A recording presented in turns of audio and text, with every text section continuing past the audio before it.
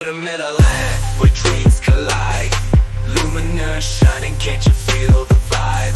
A world of wonder, magic in the air. You know, these excerpts you've sent over, they're really something. A magical world called Metaland.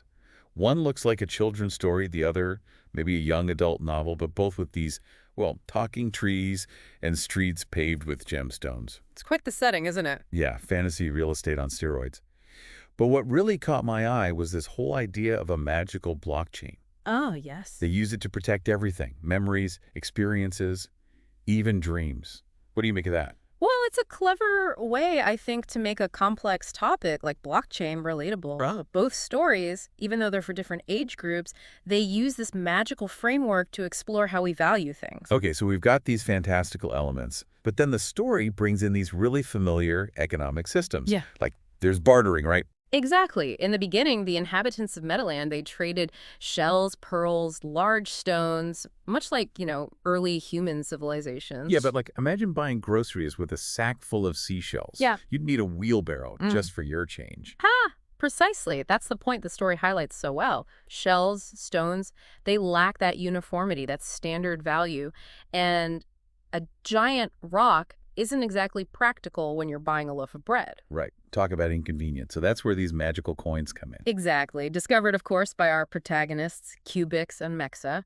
And these coins, they're durable, easily divisible, and most importantly, their value, it's recognized by everyone in Metaland. They're Metaland dollar, basically. You could say that, yes. And this whole transition, it mirrors our own history with currency. Yeah, it's like that scene where Luminar, that wise elder character, he's explaining how the move from bartering to coins wasn't just like a practical thing. Oh, absolutely. It was about building trust, right? Right, trust within the community. Which, when you think about it, is essential for any system, particularly a monetary one. Especially in a world like Metaland, where they're trading experiences, memories, things that have like real personal value. You can't put a price tag on that. And that's where our antagonist comes in, Hackerino. Right, Hackerino. He's not after gold or gems or any of that. Yeah. This guy is after something much bigger. Memories, you see. He wants to steal them. Which is kind of terrifying when you think about it. It is. And it really highlights the potential dark side, right? The stories present the blockchain as this shield for those precious memories, those experiences.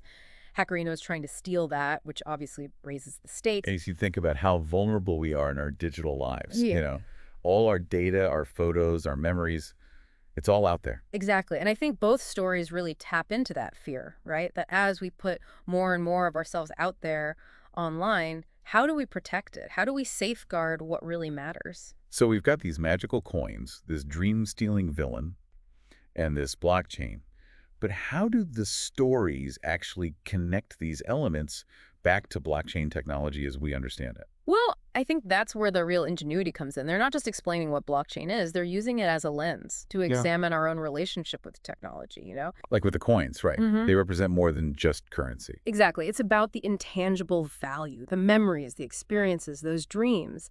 And by connecting that to a secure, decentralized system like blockchain, they're highlighting the potential, really, the potential of this technology to protect what's valuable in a world that's constantly changing. It's like we were saying about the evolution of currency in our world, right?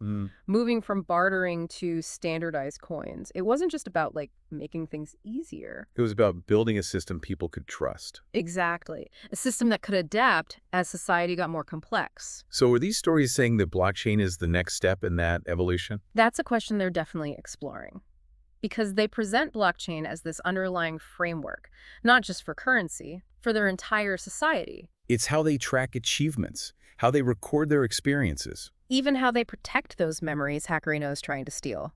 And that's where the virtual games come in, right? Yes. It's not just kids messing around in a digital world. The games are actually crucial to how the story explores the blockchain. No, absolutely. For one thing, it makes the concept relatable, especially for younger readers. But it's also highlighting something really important about blockchain technology. That it's accessible. Exactly. And it has real-world applications. Think about it. Online gaming, digital art, even things like supply chain management, they all rely on blockchain, often behind the scenes, but still. It's like the stories are saying, hey, this isn't some crazy futuristic thing. It's already here. Exactly. Woven into the fabric of our digital lives. Which makes the stakes even higher, don't you think? Because if these stories are saying anything, it's that technology can be good or bad. It all depends on us, on the choices we make. Which brings us back to Hackerino. He's not just some random bad guy, is he?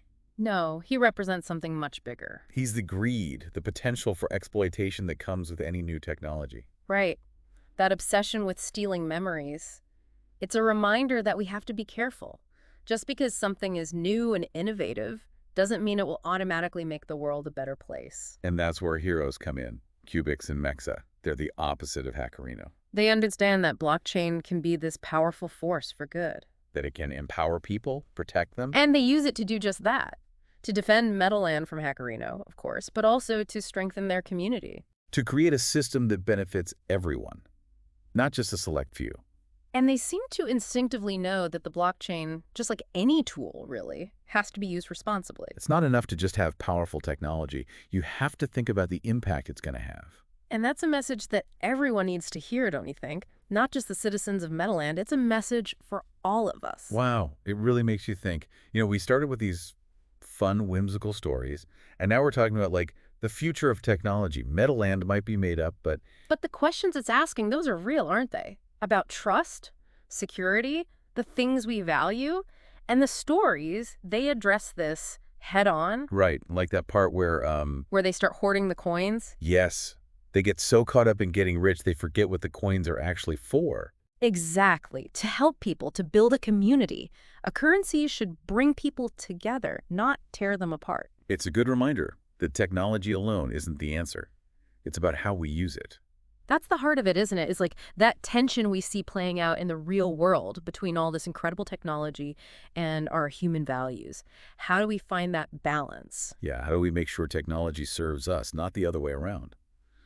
And both stories end with Hackerino defeated, but But it doesn't feel like a complete victory, does it? no, it feels more like, okay, that battle is over, but the fight continues. Because it does, you know. Technology keeps advancing, blockchain included. It's like we're writing the story as we go, figuring things out along the way. So where does that leave us? In the real world, I mean. No magical coins or dream-sealing villains that we know of. Well, maybe the biggest takeaway is awareness. Understanding what technologies like blockchain, what they can do, the good and the bad. So we can make informed choices. Exactly, because it's not just about understanding the tech itself, right? It's about asking those big questions, like what matters to us? What do we want to protect? And how can we use these tools, these incredible tools, to build the kind of future we want to see? It's about taking responsibility for the technology we create and the impact it has. Just like Cubics and MEXA, they use their knowledge to protect their world. We can do the same. This deep dive into Metaland, it's really given us a lot to think about.